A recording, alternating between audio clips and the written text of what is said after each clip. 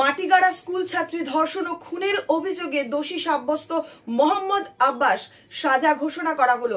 খুশি স্কুল ছাত্রীর পরিবার এবং পরিজনেরা। গত ৩রা জানুয়ারি ২০২৪ দুপুরেই প্রকাশ্য এক স্কুল ছাত্রীকে সাইকেল করে মাটিগাড়ায় একটি পরিত্যক্ত বাড়িতে ঢুকিয়ে ধর্ষণ করে খুন করে মোহাম্মদ আব্বাস।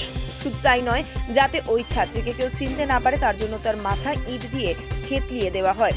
এরপরে সিসি ক্যামেরার সাহায্য নিয়ে ঘটনায় অভিযুক্ত মোহাম্মদ আব্বাসকে গ্রেপ্তার করে মাটিগাড়া থানার পুলিশ। শুরু হয় মামলা। প্রায় ৯ মাস যাবৎ এই মামলা চলছে। অবশেষে শিলিগুড়ি আদালত মোহাম্মদ আব্বাসকে দোষী সাব্যস্ত করেছেন। একজন ছাত্রী, একজন পুলিশের সাক্ষী সহ সমস্ত প্রমাণের উপর ভিত্তি করে আদালত তাকে দোষী সাব্যস্ত করেছে। আগামী শুক্রবার কঠোর থেকে কঠোরতম শাস্তি হতে পারে এই দোষী মোহাম্মদ আব্বাসের বলে অনুমান ধৃত ছাত্রী পক্ষের আইনজীবীর। এদিকে দোষী সাব্যস্ত হওয়ায় খুশি মৃত ছাত্রীর পরিবার এবং পরিজনেরা। বুধবার সকাল থেকেই মৃত ছাত্রীর পরিবার ও তাদের সমাজের সদস্যরা দোষী ব্যক্তির কঠোর শাস্তির দাবিতে আদালত চত্বরে প্ল্যাকার্ড হাতে আদালতের রায়ের অপেক্ষায় ধর্নায় বসে আছেন। আদালতের এমন রায় সম্ভবত বেজায় খুশি সকলেই। এখন শুধু সাজার অপেক্ষায় তারা। সো আমাদের 3rd January we have started this trial. 3rd জানুয়ারি 2024 22টা সাক্ষী আমরা এক্সামিন করেছি। ফরেন্সিক এক্সপার্ট থেকে আরম্ভ করে medical evidence, cyber digital evidence, cyber forensic evidence, সমস্ত টাইপের এভিডেন্সের ব্যালেন্স এই মামলা। 3টে যতগুলো সেকশনে ওকে দোষী সাব্যস্ত করা হলো, তার মধ্যে 3টে সেকশনের ডেথ সেন্টেন্স আছে। আমরা আগামীকাল আমাদের ডে আফটার টুমোরো আমাদের ডেট আছে। আমরা স্টেটের তরফ থেকে ম্যাক্সিমাম পানিশমেন্ট প্রেয়ার করব, দ্যাট ইজ ডেথ সেন্টেন্স। এই মামলাটা আমার কেরিয়ারে সবচেয়ে হিনিয়াস থেকে হিনিয়াসতম রেপ কেস বলে আমার মনে হয়েছে। কারণ এখানে যে চার্জ আজকে প্রমাণ হলো তার মধ্যে একটা সেকশন হচ্ছে 376 ক্যাপিটাল এ, যার মানে হচ্ছে মেয়েটির মৃত্যু হয়েছে শুধু রেপের জন্য। এর থেকে হিনিয়াসতম রেপ আমার কেরিয়ারে আমি দেখিনি, এবং আমার মনে হয় না পশ্চিমবাংলাও দেখেছে। এবং এছাড়াও সেকশন 6 পক্সো অ্যাক্ট 302 এই যে সেকশনগুলো আছে, টোটাল প্রত্যেকটা সেকশন, যে কটা সেকশনে কিডন্যাপিং থেকে আরম্ভ করে আমরা চার্জ ফ্রেম করেছিলাম, প্রত্যেকটা সেকশন আমরা প্রমাণ করতে পেরেছি। এই জন্য আমরা খুব খুশি, এবং আমরা এখন আগামী দিনে অপেক্ষা করব কোর্টের ভার্ডিক্টের জন্য। স্ট্রিনজেন্ট পানিশমেন্ট আমরা চাইব, কারণ আরজিকর বা বিভিন্ন পরিস্থিতিতে এখন যে জায়গায় আমরা দাঁড়িয়ে আছি, ক্রাইম এগেনস্ট ওমেন বন্ধ হওয়া খুব তাড়াতাড়ি দরকার, specially crime against women children. এবং তার নিরিখে এই মামলায় আমি রাইট ব্লকার অ্যাপ্লিকেশন থেকে আরম্ভ করে অনেক কিছু নর্থ বেঙ্গলে প্রথম নিয়ে এসেছি।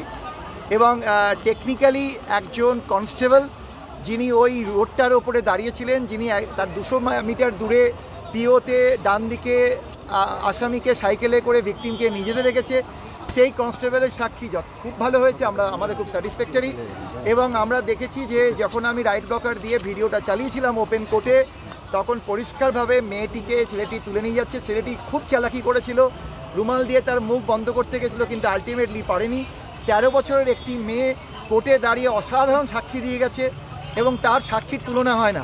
সেই মেয়েটি স্কুল থেকে বাড়ি ফিরছিল, যে প্রথম ধূপ ধূপ আওয়াজ পায়, অর্থাৎ যখন মার্ডার এবং রেপ করার পর মেয়েটির আইডেন্টিটি যাতে নষ্ট করা যায়, সেজন্য ওই পিওতে পড়ে থাকা বিভিন্ন বড় বড় ইটের টুকরো দিয়ে মেয়েটার মুখটা থেতলে দেওয়া হয়েছিল, যাতে তাকে কেউ চিনতে না পারে। সেই সময় যে ধূপ ধূপ করে আওয়াজ, তখন এই স্কুল পড়িয়া মেয়েটির পাশ দিয়ে যাওয়ার সময় শুনতে পায়। সে যখন তার বাড়ির লোককে ডেকে নিয়ে আসে, তখন আমাদের এই কেসে যে আজকে কনভিক্ট হলো, সে সবে ওই পিও থেকে বেরিয়ে এসে তার সাইকেলটা নিয়ে তার মুখে রুমাল মারতে শুরু করেছে। তার রুমাল বাঁধার আগে তাকে দেখতে পাওয়া গেছে, পরিষ্কারভাবে 3 জন তাকে আইডেন্টিফাই করেছে। এবং শুধু তাই না, সাইকেল প্যাটার্ন, যেটা আমরা গেট প্যাটার্ন সারা ইন্ডিয়াতে পেয়েছি, এই মামলা শিলিগুড়ি যে পার্ট আমার এই প্রসিকিউশনে আমি করে গেলাম, আগামী দিনে সারা ভারতবর্ষকে আমার মনে হয় পথ দেখাবে। যে সাইকেল প্যাটার্ন বলেও একটা কনসেপ্ট আছে ফরেন্সিকে, প্রতিটা মানুষের সাইকেল চালানোর পদ্ধতিও কিন্তু ডিফারেন্ট হয়। এই সাইকেল প্যাটার্ন কিন্তু আমাদের এই মামলায় এসছে, যেটা আমাদের এই আসামির সাইকেল এবং ইত্যাদির সঙ্গে, তার চলন, তার এভরিথিংয়ের সঙ্গে আমাদের সিসিটিভিতে দেখা আসামির প্রতিটা জিনিস আইডেন্টিফাই হয়ে গেছে। শুধু তাই না, আমাদের ক্রানোফেশিয়াল এক্সপ্রেশনে তার ওই রুমালটুকু বাদ দিলে বাকি সমস্ত কিছু আইডেন্টিফাই হয়ে গেছে। এবং এই জায়গা থেকে দাঁড়িয়ে আমরা যেভাবে জায়গায় এসেছি, আমরা এক্সপেক্ট করছিলাম যে prosecution bin able to prove the case beyond reasonable doubt, এবং আজকে আমার মানে চিন্তাটা আজকে প্রমাণ, মানে আমার satisfaction, I am very satisfied যে আমি যেটা করতে পেরেছি সেটা আজকে প্রমাণ হলো। সবচেয়ে ইম্পর্টেন্ট জিনিস হলো যেটা আমি বলে যাই, যে আমাদের প্রফেশনে অনেক রকমের সমস্যা, হ্যাজার্ডস রয়েছে। আপনারা হয়তো বাইরে থেকে বুঝতে পারেন না যে 7 দিনে, 10 দিনে, 20 দিনে, 15 দিনে ট্রায়াল শেষ হওয়া উচিত। এই মামলা করতে এসে খুব অদ্ভুত প্রবলেম আমি ফেস করেছি।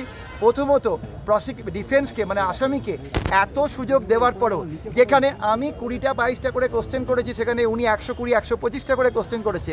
তা সত্ত্বেও হাইকোর্টে গিয়ে উনি দীর্ঘদিন মামলাটাকে পেন্ডিং রাখার চেষ্টা করেছিলেন, কিন্তু সেই চেষ্টাও সুবিধা হয়নি।